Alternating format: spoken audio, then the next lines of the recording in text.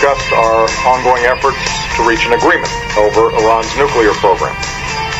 I reiterated to President Rouhani what I said in New York. While there will surely be important obstacles to moving forward, and success is by no means guaranteed, I believe we can reach a comprehensive solution. That was the president reflecting back on his 15-minute conversation with the President Rouhani of Iran. Should we trust them? Are they willing to turn over a new leaf? The sanctions hurt that much? Are they tired of being outcast around the world except for their terror buddies? Let's ask a man who's also said in the past that we should look out for Iran in terms of their space program. He's General William Shelton, commander of Air Force Space Command, Air Force Academy graduate, and was going to run the Tunnel to Tower race, which is a great cause which replicates the run this firefighter made with 75 pounds on his back into the towers on 9/11/2001. General, welcome to Kilmeade and Friends. Thank you, Brian, and I'm sorry I couldn't be there in person. Well, I know you'll be there in the future, and certain things are out of your control because you have a job. First off, the threat of Iran, has it dissipated? Well, Brian, there's threats around the world, frankly. That's one of the ones that we're concerned about, and we're trying to provide all the Air Force space and cyber capability we can to be able to deal with those threats and give the President the options he needs. What about cybersecurity? Are they all over us? Cybersecurity is a very difficult one. I kind of call this the Wild West, frankly, because there aren't a whole lot of rules, and the price of access to the cyber domain is pretty cheap.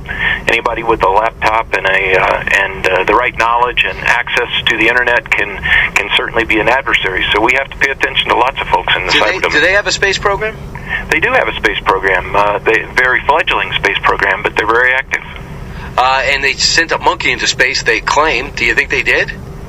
Well, all the evidence looks like they did.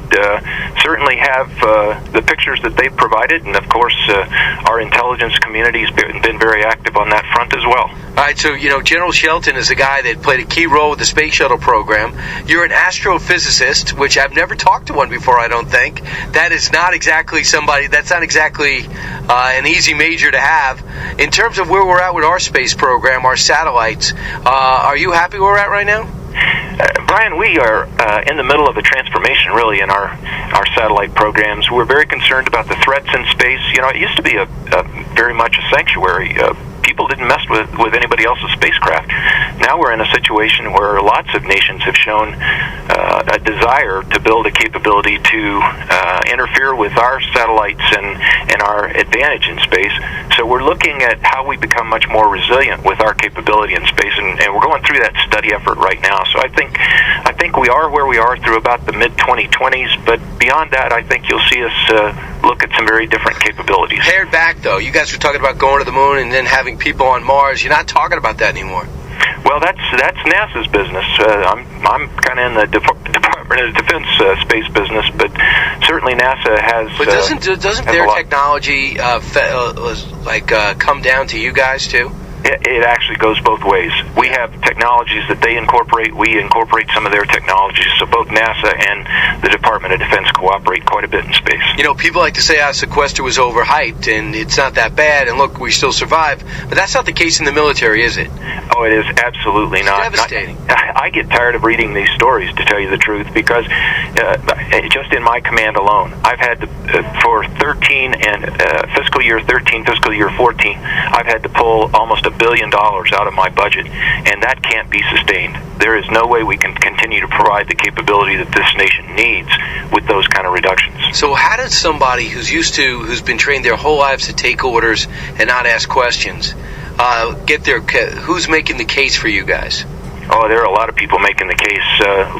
You've seen the Secretary of Defense, you've seen the Comptroller of the Department of Defense, you've seen a lot of people making the case that we can't sustain this level of cuts. If you gave us the flexibility on how we could deal with the cuts, that would be different. But the mechanics of the law say that every line item appropriation gets hit, so that means that every program really gets broken. So if one program is past its prime and another one is just coming up, it doesn't matter.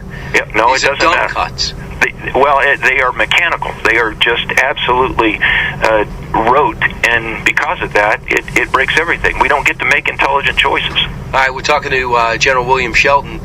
He's the commander of Air Force Space Command. General, what would you think the morale of the military is right now? Actually, our morale stays high. It's amazing. We're a pretty resilient force, but there's a lot of questions out there, particularly among our junior people. They wonder what the commitment is anymore when you see these kinds of things going on, and we have to continue to tell them, just stay the course. We're just fine, and we will be fine. What is your role with missile defense?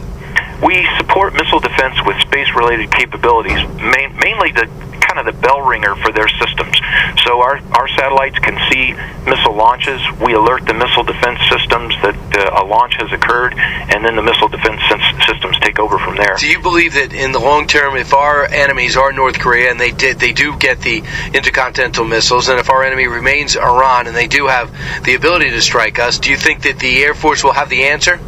Oh, I think we'll have the answer, Brian. I think we've got lots of great systems. The Missile Defense Agency is developing new systems every day, so I do think we'll have the answer to those threats. Where are we at with missile defense now? Has that been hurt by cuts? Oh, everyone's been hurt by cuts, so everybody's taken those same reductions across the board. All right, General, now I want to talk to you about what it means to you inside the military. We're talking years now, since 9/11, and you know about the towers. You know that we're getting to the point where in New York they're actually being rebuilt. It's no longer just a hole in the ground. Why would it be important for you to do this tunnel to tower race in the future? Oh, we were looking forward to paying tribute to the folks that sacrificed so much on that fateful day, 9/11, and that would have been an important thing to show not only our commitment to fitness but our commitment to the cause. And that's something you guys still talk about? Absolutely, we still talk about that. One thing I thought was amazing is the amount of people that joined the military after 9/11. This generation takes a beating on some things, but when you talk about the fighting force in the next generation of our military, they have stood up strong.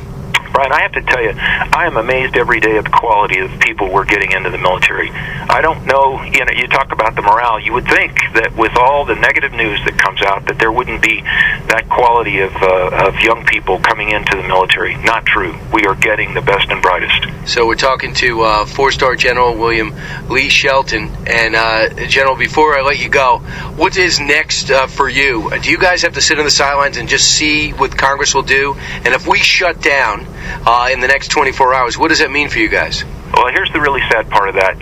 There's a lot of people that talk about this won't affect the average American. I like to think that we've got average Americans in our civilian workforce. And when the government shuts down, our civilians don't come to work, so there's an opportunity cost there for the work that we miss from them, but they also don't get paid. So we've got 140,000 plus in the Air Force. We've got 7,500 plus in my command that aren't going to get paid. Yeah, you have a big civilian, and they're told non-essential workers, your Social Security checks will go out, parks will be closed. You want to go to a museum, go some other time. You're out of luck, and we'll see how long this lasts. They've done it 17 other times, but this could be one of the most costly. Nobody wins when this shuts down. And the sad part about it is we've just gone through furloughs for our civilian workforce, so here we go again. All right, General William Shelton, thanks so much for joining us. Thanks for what you do for the country. Thank you, Brian. I enjoyed it. All right, when we come back, Mark Bonaconti and Jim Kelly join us. The Hall of Fame quarterback is being honored by Mark Bonaconti's project, the Miami Project to Cure Paralysis.